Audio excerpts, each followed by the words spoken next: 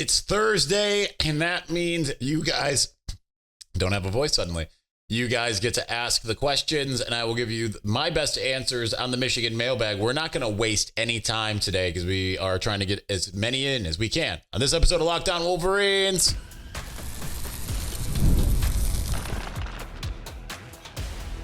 You are Locked On Wolverines, your daily podcast on the Michigan Wolverines, part of the Locked On Podcast Network, your team every day. Happy Thursday. We're back and doing it. Locked On Wolverines podcast, part of the Locked On Podcast Network, where it's your team every day. I'm your man on the ground, Isaiah Hole, publisher of Wolverines Wire through USA Today Sports Media Group. Almost everyone who asked a question is in today's show.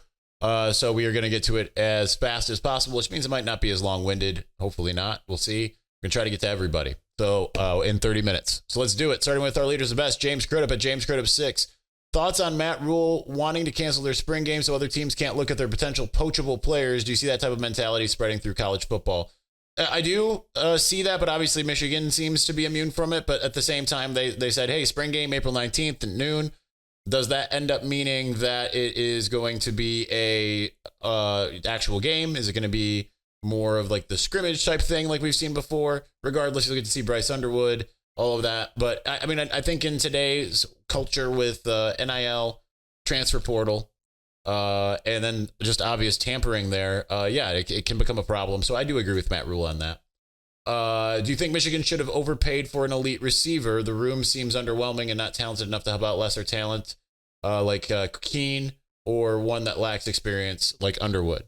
I say wait because I think that we'll see what happens down the road here. But I mean, at the same time, there was, they want to be about culture, and I don't think that necessarily anyone fit the culture and the price tag, right? Like they aren't going to just go out and get. So I don't think that they should have overpaid, but I do think that I would have liked to have seen them add someone other than who they did add, someone a little bit more obvious and reliable. Not that I have a name. They really like Skylar Bell. That's all I got. So they thought they were getting Skylar Bell. Josh Barrett-Jadicki, seems like other schools, Texas A&M, are currently upping bids on guys and driving up the market price. Do you have any insight into how RGM is evaluating NIL by position and how they are adapting to a constantly and rapidly changing landscape? Time for patience or action? It's a little mix of both, right? Like Texas A&M might be overpaying and such, but they are Michigan's certainly looking and saying, like, this is what we're willing to pay. Like, here's what the market value is what we're willing to pay. This is what we're able to get in terms of NIL money and all of that. And it's kind of like what I just said. They're looking at culture just as much as they are looking at the player, right? The player has to fit the culture. That's what I think people misunderstand when say, oh, that's a straight NIL play like Ty Haywood. Still has to fit the culture, right? They don't want to bring in a guy that's just going to disrupt everything. You look at Bryce Underwood. It's a perfect type of example because he fits the culture perfectly. He's a hard worker. He's humble. He wants to work. He wants to learn, all of those things. So you kind of have to build it as far as that's concerned, just as much as you build it with the money. And if they feel like they're priced out on someone, they're not going to overreach, right? That's just kind of the thing. My brother in metal, Michael Wolf at MWolf21, what position group, not quarterback, improves the most from last year? I'm going to go with linebacker, which I thought was a liability for the first half of the year, and then just kind of slowly got better and better and better, especially if Jay-Sean Barham stays at linebacker more than he moves to edge rusher. If they do that, I think that position group is going to be absolutely incredible. And I like the depth, right? Troy Bowles and, Jaden Hood, Jimmy Rolder. I'm excited to see Cole Sullivan. I think we're going to see some Nathaniel Owusu-Boateng come in, but I'm going to go with linebacker as far as that's concerned. All right, we're speeding on through faster than we normally do. Jonathan Joseph, J. Joseph 2156. Were you surprised by the 8? It was actually 9 that were invited to the combine. No, because it was pretty much everybody, right? Like I can't think of anyone who's like actually missing. Is there a glaring omission that I'm just not thinking of? I guess so, like Amir Hall, but like I didn't really think Amir Hall doesn't really seem like a type of guy that would get that invite. Or I guess Makari Page. Who had kind of an off year. They said, do you think any should be invited that weren't? I assume Michigan is doing a pro day also. Yes, they will be. But I mean, for the most part, it was all the guys I would expect, right? Like Makari Page, if he would have had a year like he did the year before, I think he would have gotten an invite, but he didn't. And therefore that's where he's at. He's kind of the only one that I would say is like a big glaring omission because everyone else, Josh Preeb was another one. I don't think that he had like this crazy, amazing year. And that's it, right? Like that's pretty much it when you think about everybody. I think that covers everyone. So no, I think the 9 were the right ones. KRT at FarmArk84, which player puts up the most impressive stats at the combine? I think it depends on where you're kind of looking. I think Kenneth Grant will put up some impressive stats in terms of his ability to like bench press and stuff like that. I think that Donovan Edwards is going to be a combine freak. And I think people are going to be like, oh, wow, he's way better than I thought he was. Maybe not Michigan fans, because Michigan fans are kind of down on him anyway, and they will probably continue to be. But I think that the pro people will look at Donovan Edwards and be like, okay, yeah, no, really good. We're going to finish out since segment 1 as fast as possible. This is the fastest we've ever done it, I think. Spencer Whitmore, is there a game day experience that you would remove if it was up to you? Not one experience per se. Well, one thing I would remove is just the constant, like, the things that aren't of Michigan that have been added to the game day experience. I would try to go back a little bit more to when I was a student, like when I started going to games in 2006. That's what I would do. And then with the band, this might be unpopular, I'd modernize the band. I don't really need to hear Respect by Aretha Franklin anymore. I just don't need to hear it anymore. Like they finally added the Imperial March, which is also 1977, which I'm appreciative of, but they don't even do the whole thing. They actually miss a note, which kind of annoys me. They go instead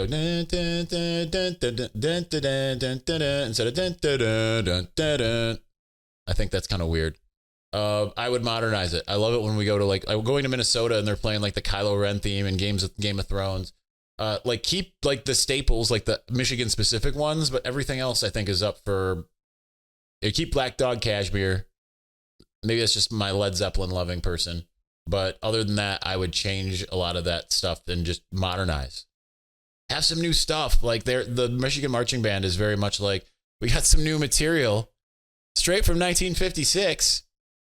Here's Buddy Holly, and it's like that. You're not getting people revved up with that, man. All right, we actually went the normal time because I spent the longest on that one. Let's move into the Victor's Valiant. We will do that here in just a moment.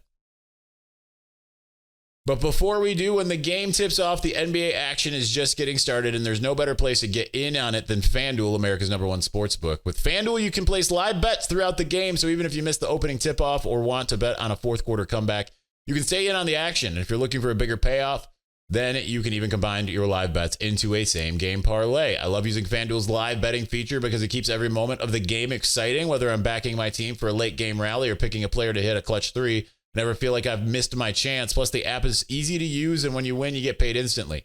Right now, FanDuel customers can get $150 in bonus bets if your first $5 bet wins. Just visit FanDuel.com to join today. That's FanDuel.com for your shot at $150 in bonus bets. Make every moment more with FanDuel, the official sports betting partner of the NBA.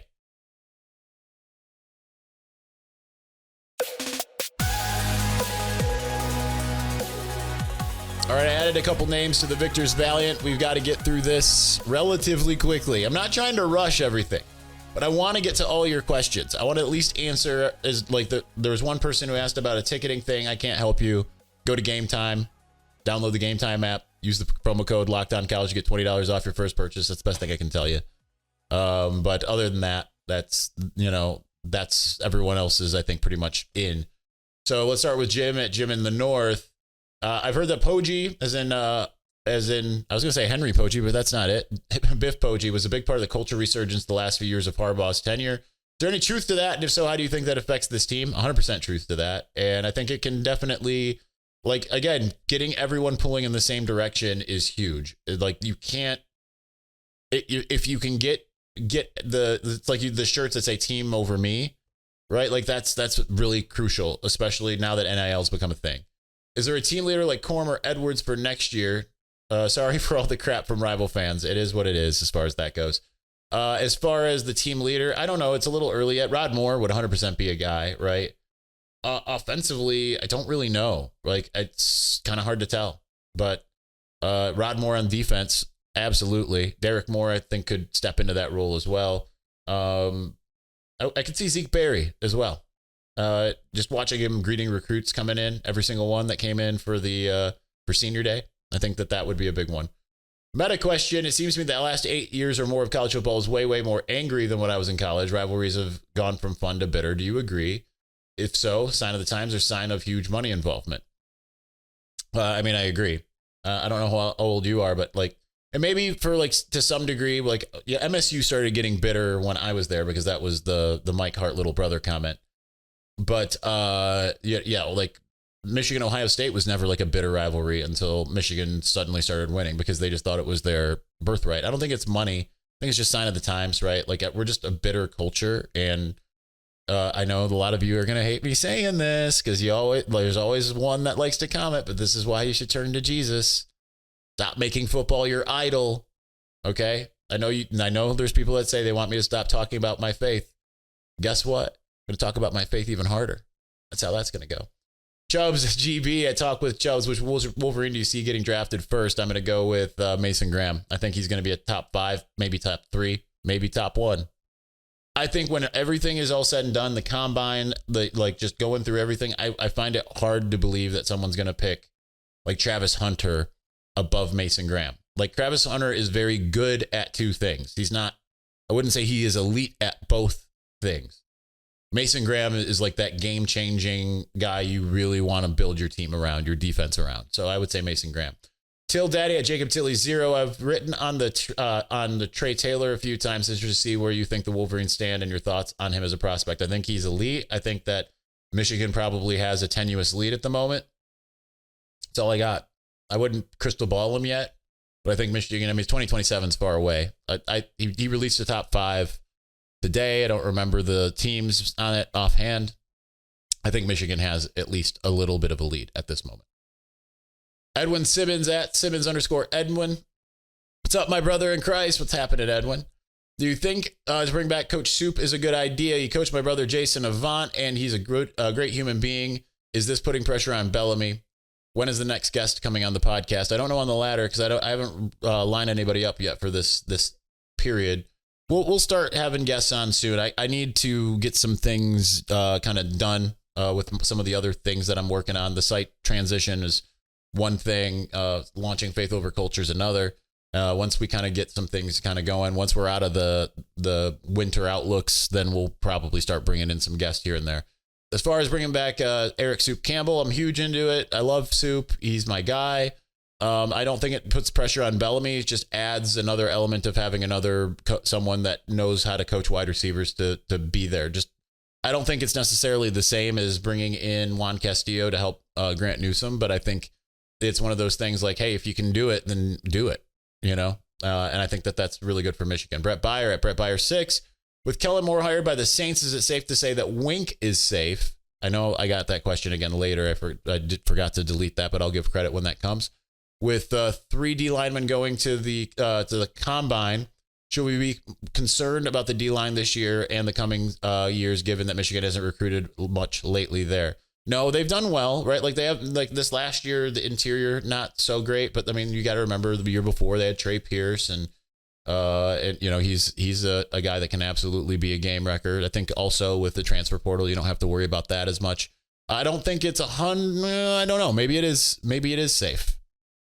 For Wink to be safe. I'm not sure. I haven't really looked at the NFL coaching carousel in the last however long. But if you say that Kellen Moore was hired by the Saints, then yeah, sure, probably pretty close. That was kind of the one we were waiting on.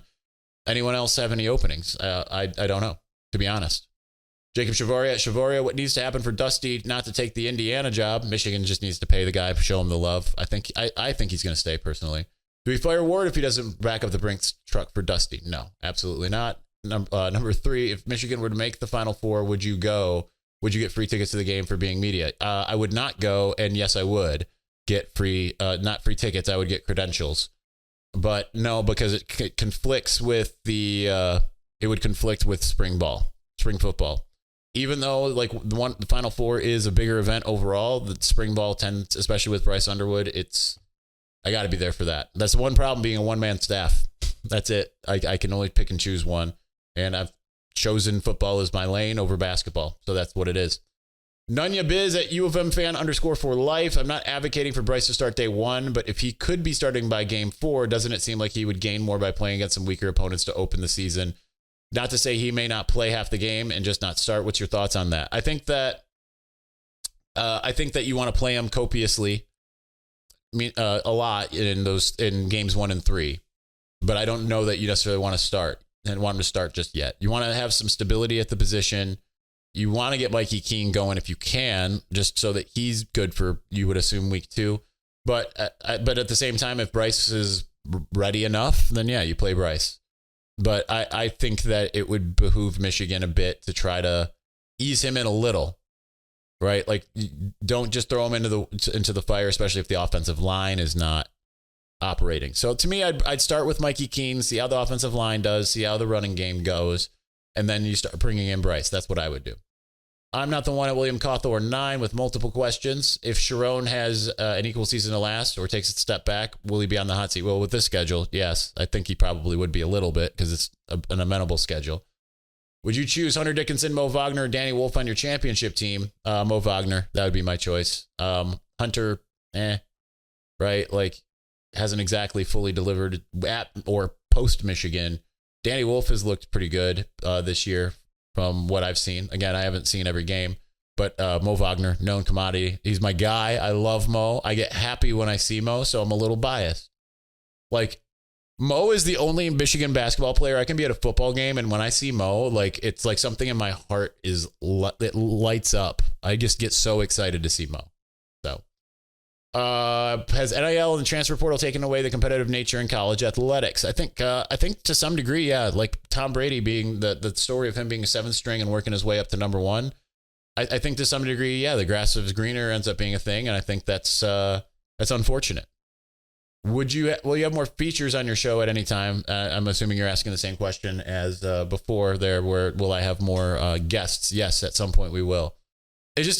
One of the reasons why we don't do guests as much as I would like is that it takes much longer to produce an episode when I have a guest. Like, I can do a 30-minute episode here. It'll take me about another 30 minutes. Like, my prep is shorter, my post production is shorter. But when I have a guest, it elongates things by about 4.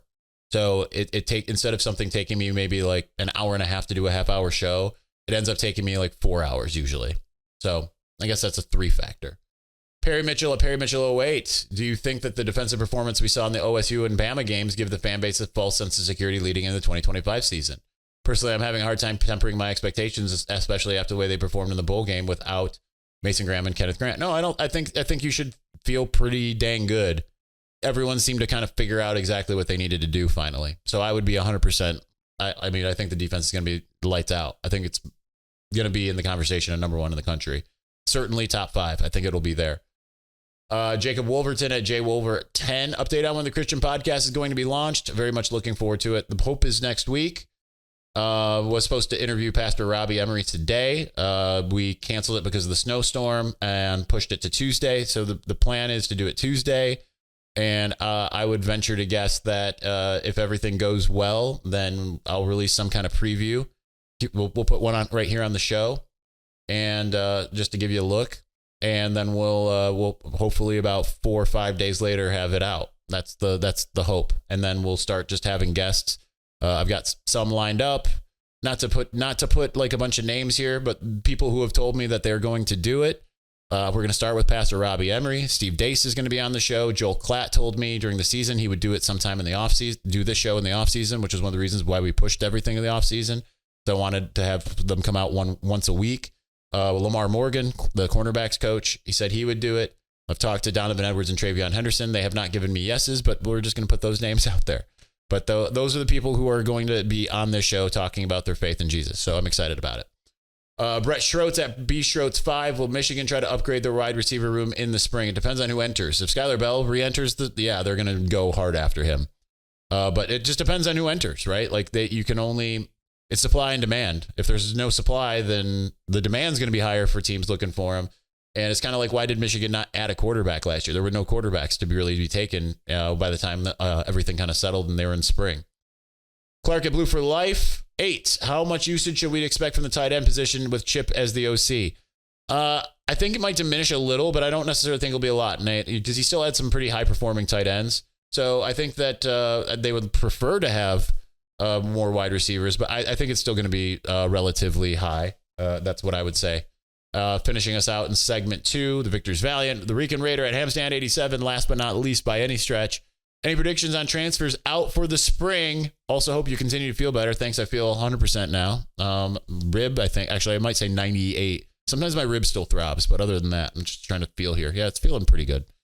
As far as transfers out, I mean, I'm not going to give any real names but like just look at like the guys who maybe thought they'd be starting by now that maybe don't earn starting jobs. And we won't know until spring what those are. Like whose role is either diminished or it's not as big as you think it could be. Those would be the guys. All right, we're going to continue on with the Blue Crew here in just a moment.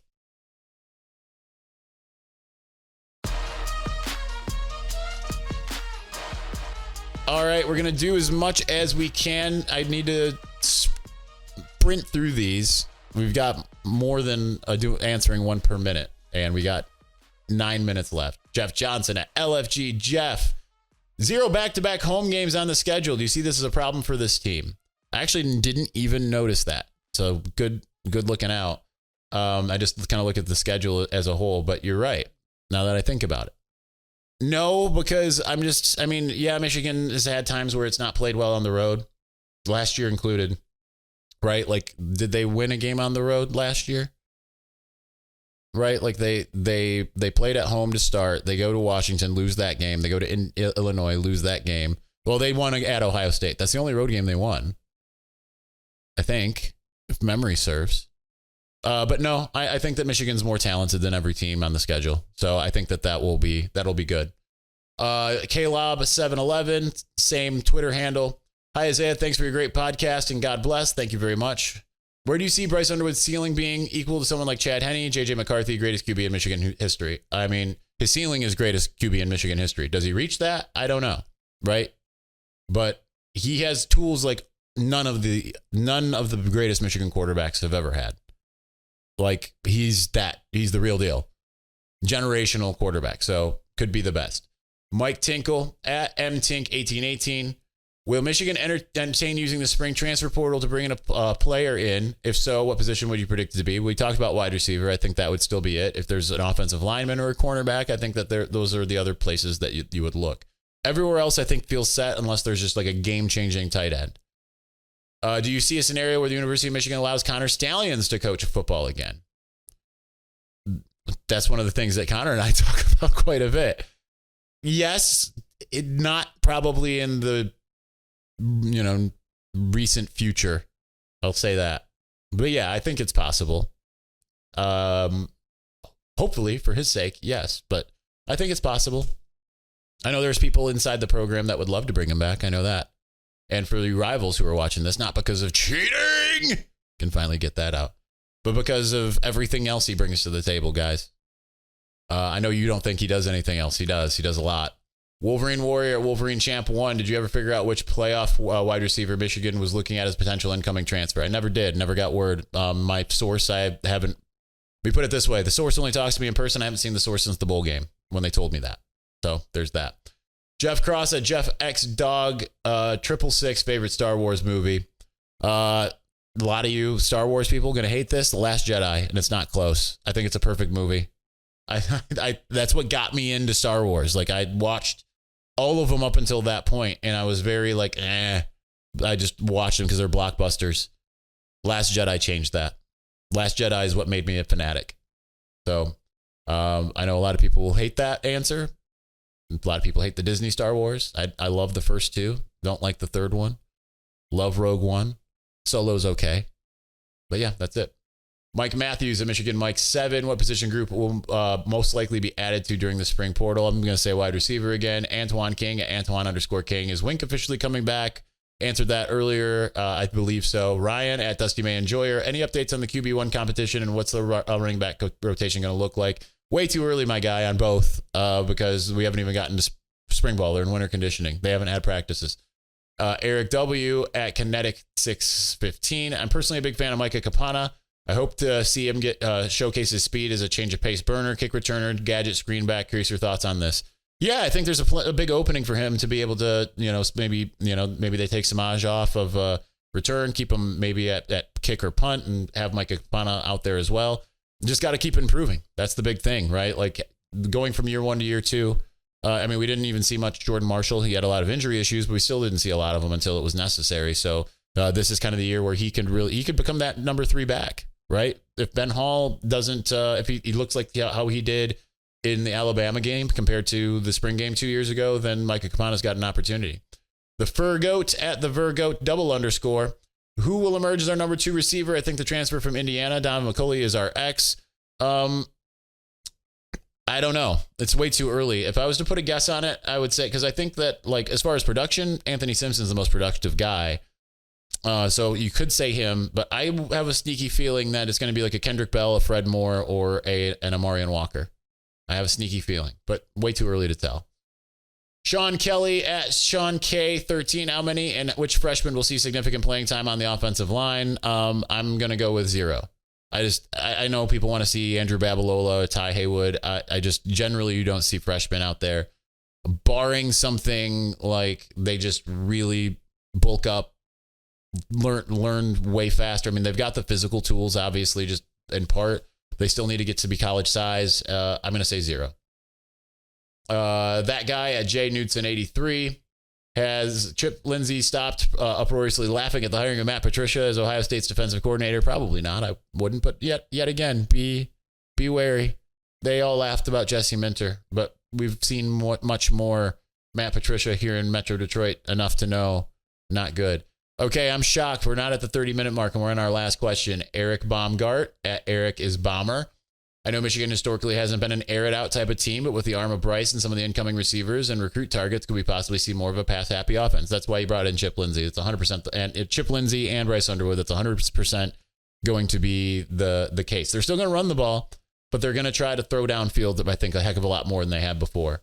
Because now they got a guy that can do it in a way that even JJ McCarthy could throw downfield, and you saw that, but I think you're going to see it more with Bryce because I think he's even better.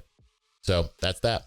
All right, that's going to do it for us today. Thanks for watching. Thank you for listening. We'll talk to you again soon. Peace.